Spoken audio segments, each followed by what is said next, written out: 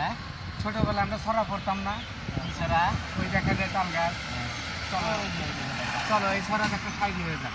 ঠিক আছে, আচ্ছা রেডি? হ্যাঁ, ওই দেখা যায় তাল গাছ, ওই আমাদের গা, ওইখানেতে বাস করে কানা বগির ছা।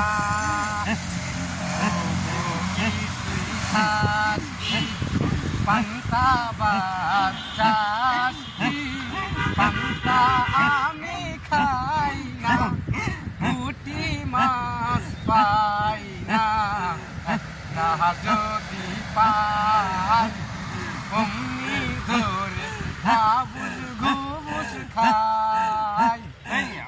দেখা যায় তাল গাছ, ওই আমাদের গা, ওইখানেতে বাস করে কানা বগির ছা।